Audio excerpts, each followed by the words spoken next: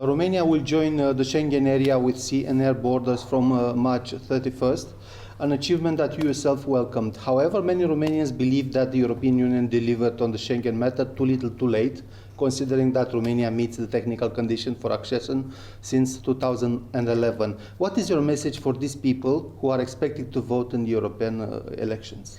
Well, that I understand them. That I have been talking about this since 2011, and they've had the European Parliament by their side. Not only just the Romanian members of the European Parliament, but the whole European Parliament, that has said that once a country is in the European Union, achieves all the conditions, then why should citizens from those countries feel discriminated against? You know, when I landed yesterday in Bucharest and I remembered that I needed to show my passport, I thought this is what Romanian citizens go through every day. So I welcomed the decision, final decision, still hoping that it will go through on the 31st of March, and that we will immediately call for full access of Romania and Bulgaria to the Schengen area immediately after that. This is something that is way too late. But I would also tell those people not to give up, and also to look at the European Parliament as their partner in this, and for them to vote in the June elections. In Romania, the European elections are combined this year with the local elections.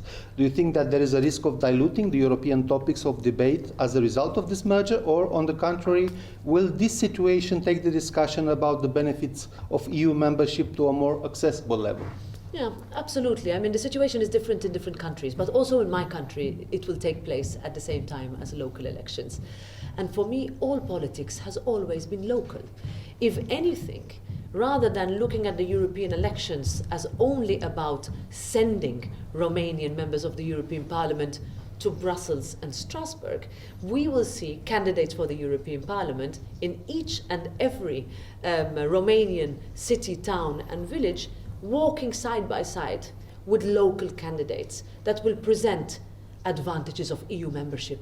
You feel the European Union on the local level, projects that have meant that we have leveled up societies, also places where we need to do more. So a message from the local level to the European level that members of the European Parliament will take with them. So on the one hand, we will hopefully see an increase in turnout, because we have seen a dip in European election turnout when compared to local elections in Romania. On the other hand, we will also see a common message that politics can be felt on the national level, local level and European level without difference. The two largest parties in Romania, PSD and PNL, recently announced that they will have a joint list for the European Parliament elections. How do you comment on the fact that the PNL, a member of EPP, which you are also a member, allies itself with the party from the group of the main political rival in the European Parliament? Well, I'm the president of the European Parliament, so this is one where I'm in Bucharest representing all members from all groups. What I welcome is the fact that people collaborate, and that if there is a pro-European project, and that is that project that will be taken into the European Parliament also after the elections in June, is one that we will have no choice but to grow, because it is that majority that will need to continue to work together. It is that majority that overcame the COVID pandemic. It is that majority that overcame the difficulties that we reached for the Recovery and Resilience Facility, as you call it, the National Recovery Plan, the PNRR.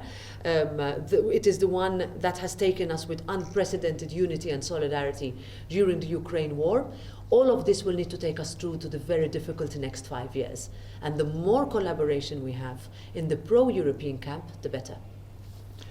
Do you think that this initiative can affect the credibility of the political platform of the EPP in Romania, which is discussed including in the Congress in Bucharest? Well, that is not something for me to answer. We will need to see the campaign and you will need to see the result. But one thing I can say is that I have worked excellently with all Romanian members of the European Parliament. They love their country, they fight for their country, they also pilot the most crucial pieces of legislation over the past 5 years, from economic affairs to artificial intelligence to industry, transport, research, regional. This is where Romania can really feel proud of its members, and it is those members that we will continue to collaborate with as we plot a path for the next 5 years. Without going from one party to another, I would look at the big picture. Europe is facing a special kind of extremism these days, which is trying to legitimize Russia's invasion of Ukraine. With what tools can this type of extremism be fought, and who is most vulnerable to it? Well, those extremists are very few and far between. They are a very small number in the European Parliament.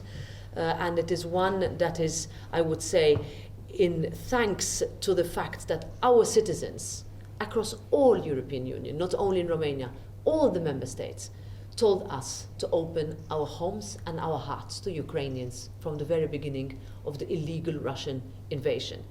That enthusiasm has not waned, and that is what has kept us in being as clear as possible that we need to stand with Ukraine for as long as it takes. It is the same message that we are repeating in every city, and we will counter whether it is disinformation, lack of knowledge, whether it is intolerance, whether it is extremism, whether it is xenophobia. We can talk about all types of, I would call them, projects that seek to destroy rather than to build, or run on ideals of fear rather than on hope. I stand for the opposite of that, and I am confident that the next parliament will do so too. So you're not worried about the fatigue about the Ukraine war? I worry about us no longer being able to explain our decisions. Why did we vote for an extra 50 billion for Ukraine? Because Ukraine needs to win the war. Why did we take the decision to open accession negotiations with Ukraine and Moldova? Because these countries want to join. And when we join, Europe is more than just an economic bloc. It is also a bloc of security. It is a bloc of peace. It's a bloc of freedom. As we celebrate 20 years of my country together with another 9, the big enlargement in 2004, that is what we look at.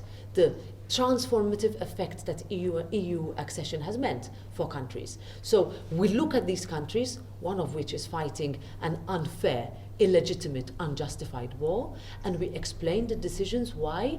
If Putin did not stop in 2008, he did not stop in 2014, he doesn't show that he is stopping now. Turning our backs away will only make it worse.